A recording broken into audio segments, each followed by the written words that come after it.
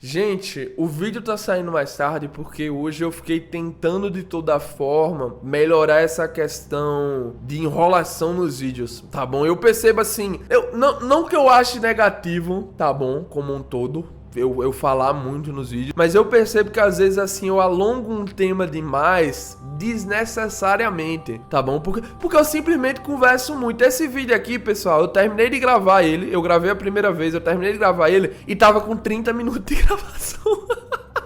30 minutos, como é que esse vídeo sai ainda hoje, cara? Com 30 minutos de gravação. Daqui que eu edito um vídeo de 30 minutos de gravação, já vai ser dia 25, realmente. Não vamos estar mais nem na véspera do Natal. Inclusive, Feliz Natal aí, pessoal. Vamos desenvolver a linha de raciocínio agora de um modo mais conciso, de uma maneira mais direta sobre o futuro do Nag a princípio. Mas o Reu também tá envolvido, né? Já que basicamente o Reu e o Nag são unha e carne, um não tá sem o outro, e eu acho que o que prova mais isso é o capítulo 247, né, na obra, que define de vez o novo ego do Nag. Eu quero conversar com vocês principalmente, logo, essa questão do que tava acontecendo anteriormente desse capítulo, beleza? O Manchine tava na sequência de derrotas, perdeu ali pra o Ubers, perdeu ali pro PXG, a ordem foi primeiro o PXG e depois o Ubers. No momento que o Nag perde pro Rin, e no momento que ele perde pro Barou, ele pergunta pra ambos qual seria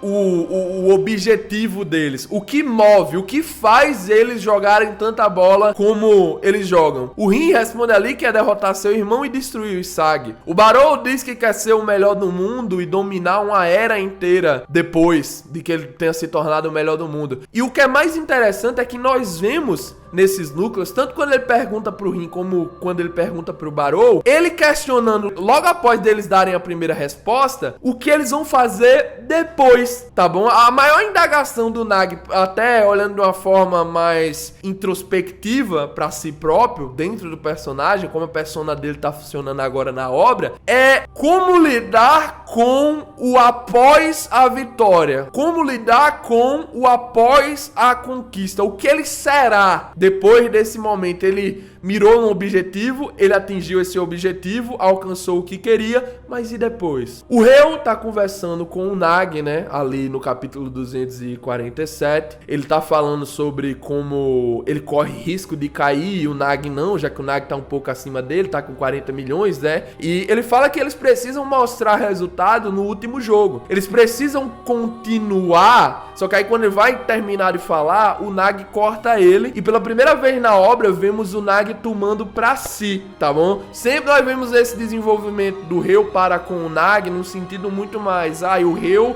tem as rédeas dentro dessa amizade aqui. Vamos pra algum canto, é o Reu quem escolhe. Vamos fazer não sei o que, é o Reu que escolheu. Vamos comer não sei o que, é o Reu que escolheu. Tá ligado? É sempre o Reu que movimentava. Até porque o Reu é um líder de fato. Isso aí, desde o tempo do colégio, tá desenvolvido lá no Epinag, né? A spin-off de Blue Lock.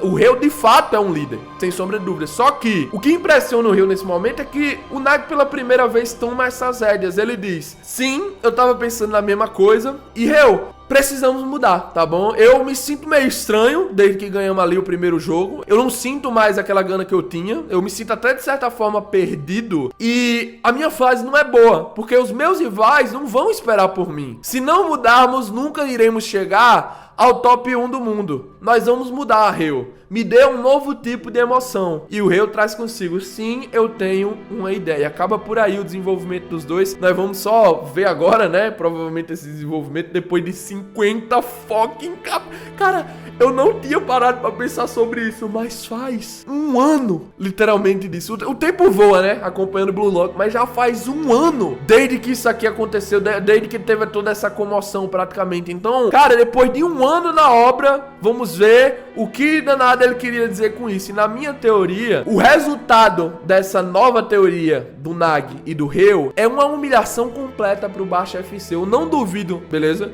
Eu não duvido de uma situação que pra muitos é impossível, que é simplesmente o Manchine meter de 3-0 no Baixo, tá bom? O Baixo apanhar feio pro Manchine. Por quê, Taigo, você acha isso? Porque assim, primeiramente, o Nag é um dos favoritos do autor, né? O Buricinha e o Nag são os favoritos, mas porque principalmente nós vimos na Liga Negra Egoísta muitos jogadores sofrendo pra se adaptar ao nível mundial, mas a maioria deles conseguiram se encaixar muito rápido, beleza? Todos tiveram problemas, mas se encaixaram muito rápido. Na situação do Nag, a galera pega mais no pé, não sei mais o que, não sei mais o que, mas a verdade é, ele tá passando um problema que nem todos os demais da Liga Negra Egoísta. A grande problemática dessa situação agora aqui do Seiichiro é que, diferente dos demais, o Seiichiro basicamente tá quase com a crise da meia-idade, tá ligado? Uma perca de propósito no meio da saga, cuja qual, pra garantir seus valores, todos os meninos já têm uma visão bem fixada do que querem, é difícil, né?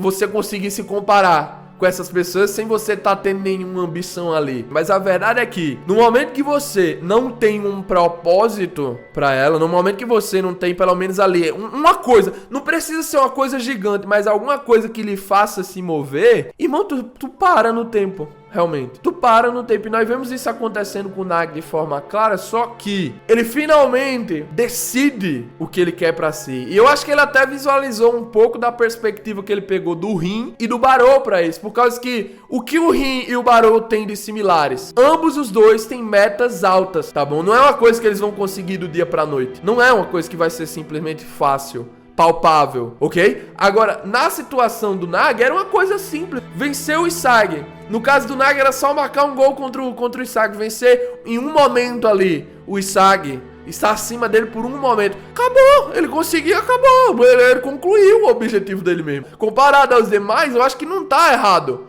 o Nag entrar nessa baixa aqui, até porque depois que você se torna o melhor jogador do mundo, por mais que você queira competir em alta qualidade, etc e tal, se você, pegando aqui o exemplo do futebol em Blue Lock, né, fazia isso como sua meta final, seu rendimento cai, cara. Na hora, cara, pô, era essa a sua meta final. Por exemplo, a própria perspectiva que o Noah traz pra nós ensina muito isso, né? O Isagi tava, eu acho que foi nessa partida contra o PXG mesmo, o Noah tinha entrado e o Isagi tinha falado uma baboseira lá, e o Noah mesmo explicou, pô, minha meta nunca foi ser o melhor atacante do mundo. Isso aí é apenas um título que vocês dão pra mim, mas isso aí é uma coisa que vem como resultado dos meus esforços. Tá bom? Eu tenho gana pelo futebol. Se um jogador melhor aparecer, eu adoro isso, porque quer dizer que eu tenho alguém pra competir, tá ligado? O cara é um viciado em futebol. Agora nós temos essa situação do Nag dizendo que eles precisam mudar, senão eles nunca chegarão ao top 1 do mundo. E eu sinto que meio que o Nag definiu agora isso pra si mesmo, tá ligado? Ele quer se tornar o número 1 do mundo. E Taigo, como é que você acredita que isso vai funcionar? Eu acho que vai funcionar da forma mais básica que todo mundo já viu, mas ninguém prestou tanta atenção, que é o seguinte: o Nag parar de jogar esperando pelo passe do Reu e o Reu parar de jogar em pró só do Nag. Tá bom? Eu não acho que essa partida vai ser uma partida que vai acabar de 3, vamos dizer, o resultado mais comum, né? De 3-2 pro Manshine, com 3 assistências do Reu e 3 gols do Nag. Não vai, ok? Teremos nessa partida gol do Reu e teremos nessa partida gol do Nag. E se brincar até assistência do Nag, que é uma coisa que não é tão comum de ver em Blue Lock, né? O Nag fazendo assistência. Mas eu acho que o novo futebol do Nag vai se basear nisso. Jogar solto no campo, desempenhar mais de uma posição, porque o Nag, com as habilidades que ele tem, cara, ele pode ser o jogador perfeito pra fazer, por exemplo, um papel de falso 9 e simplesmente desbloquear várias áreas do campo que, se não fosse ele com suas habilidades, nunca seriam desbloqueadas, fazendo ali aquele chute falso várias vezes seguidas. Eu sei que já tá um pouco manjado, mas se ele não utilizar isso apenas para finalização, eu acho que sim, criam-se novas possibilidades a partir disso. E não precisa necessariamente nem ser uma possibilidade no sentido de que o Nag não vá fazer o gol no final, mas apenas utilizar as habilidades que eles possuem dessa maneira tão engessada que nós já vimos eles utilizando até agora na obra. Eu sinto que é meio como se eles estivessem matando o seu próprio futebol. Eu não sei se vocês têm essa mesma perspectiva, eu não sei se vocês imaginam outra coisa, mas pra mim, a teoria, a ideia que o Reu tem é conseguir sair dessa casinha que eles estão presos.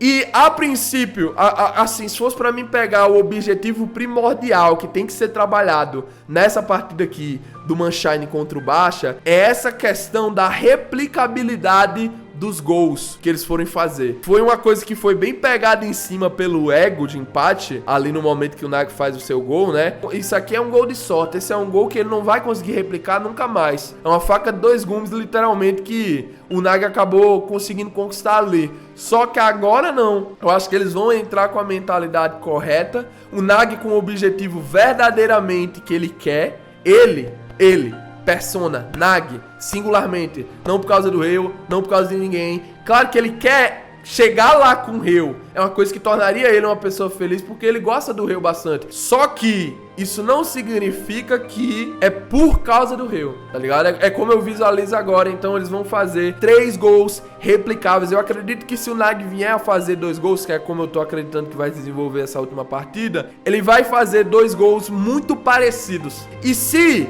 não forem bem parecidos, eu acredito que o que vai acontecer é, por exemplo, o Ryu fazer um gol e aí o Nag conseguir fazer o mesmo gol, ou o contrário, tá ligeiro? Porque aí mostra que não é uma jogada apenas de sorte, é uma jogada que eles criaram juntos, trabalharam pra fazer, e não necessariamente depende apenas de um só pra finalizar a jogada. Pode ser tanto um como tanto outro pra conseguir, até porque nós nunca vimos isso acontecendo, né? Essa parada do camaleão do Ryu foi imposta bastante na obra, mas não vimos ele copiando o Nag nessa Liga Negões. Nós não vimos isso sendo trabalhado. Poderia acontecer, não seria uma coisa surpreendente, interessante de se trabalhar? Bem, eu acredito que sim. O Nag e o Ryu humilharão o Baixa em Blue Lock. Eu tô focando mais no Nag porque pra mim, tipo, é 100% de certeza que se o Ryu não quisesse mais combinar com o Nag e jogar só por si próprio, ele conseguia um valor de vergonha. Agora o Nag é a parada mais de dependência. Agora ele define pra si o que quer, estabelece algo realmente tangível, né, palpável. Eu quero isso, eu vou atrás, show. Pela primeira vez em Blue Lock nós vemos isso acontecendo de uma forma não tão limitada.